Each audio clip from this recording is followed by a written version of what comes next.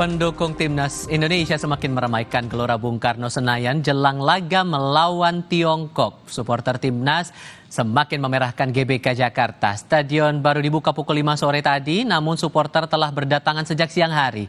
Diperkirakan 70.000 penonton akan memenuhi stadion memberikan semangat bagi timnas kita agar mengalahkan Tiongkok.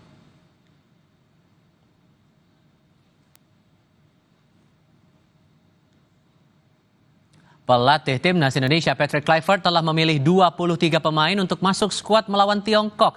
Dalam skuad ini masuk pemain-pemain baru untuk menggantikan yang dicoret Kluivert.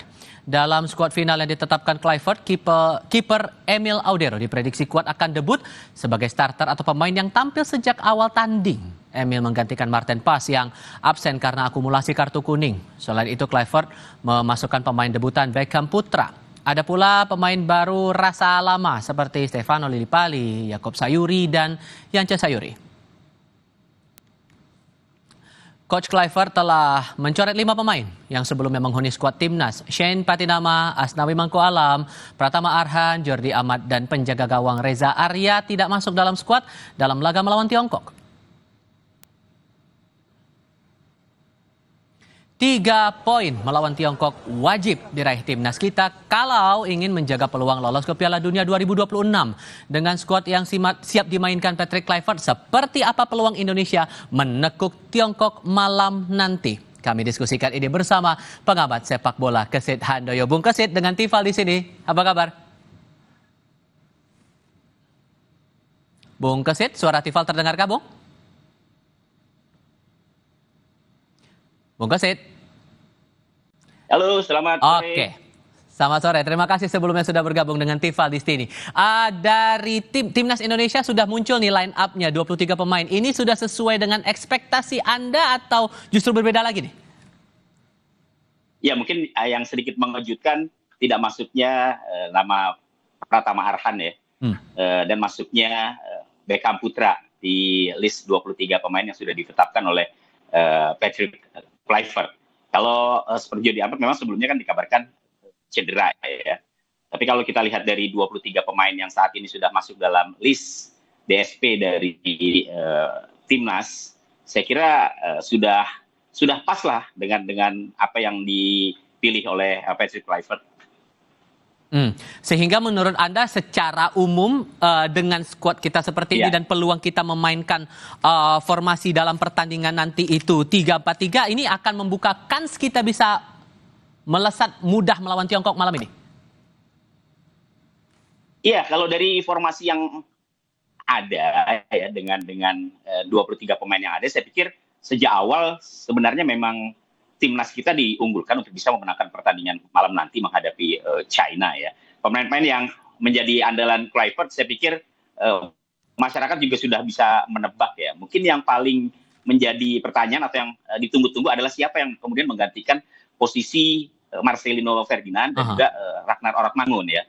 Tapi kan ada nama-nama seperti Yaakob Sayuri, kemudian juga ada Stefano Lillipali, ada juga Egy Maulana Fikri. Saya pikir 3 pemain itu bisa menjadi opsi untuk menggantikan posisi dari ketidakhadiran Marcelino dan juga Ragnar Oragmangun. Kalau di bagian penjaga gawang kan Emil Audero, saya pikir itu akan menjadi pilihan pertama dari Kluivert. Ya. Kemudian di 3 belakang, trio Justin Hapner, kemudian J.I.Z. dan juga Rizky Ridho, saya pikir juga tidak tergantikan. Kalaupun ada pergantian mungkin di posisi belakang, bisa saja Miss Hilgers yang dipasang lebih awal, kemudian Hapner duduk di bangku cadangan. Tapi kalau saya feelingnya sih sepertinya trio J.I.Z., Rizky Ridho, dan Hapner masih menjadi pilihan utama.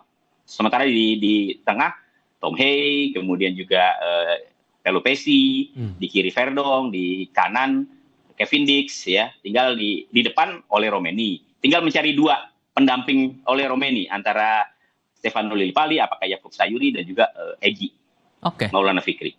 Sehingga kalau bisa saya simpulkan, walaupun 5 pemain kita absen untuk pertandingan malam ini, posisi kita sebetulnya masih bisa berjuang lebih mudah untuk pertandingan malam ini ya? Sangat bisa. Karena apa yang dimiliki atau materi pemain yang dimiliki oleh Kluivert pada saat ini memang menurut saya baik pemain-pemain yang duduk di bangku cadangan selama ini, kemudian juga dengan pemain-pemain utama, saya pikir tidak ada perbedaan lah ya. Artinya 11 pertama dengan 11 kedua itu masih bisa diharapkan untuk bisa mendulang poin penuh dalam pertandingan menghadapi China. Terlepas dari itu semua, tetap harus ada kewaspadaan dong yang harus kita pantau juga dari tim lawan pasti. kita Tiongkok ini. Hal apa yang perlu kita Pasti. perhatikan di sini? Ya, saya pikir yang pertama tentunya jangan underestimate ya.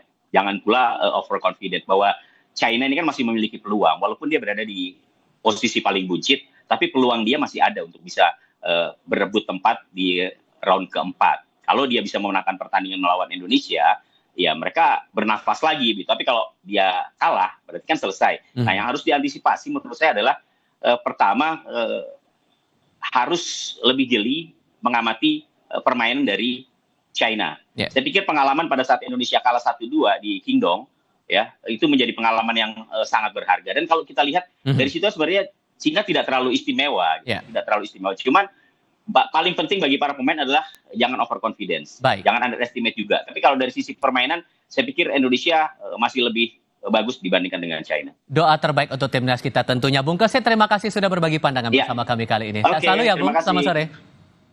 Sore. Supporter timnas Indonesia makin meramaikan kawasan Gelora Bung Karno Jakarta jelang laga melawan Tiongkok. Lengkapnya sebentar lagi.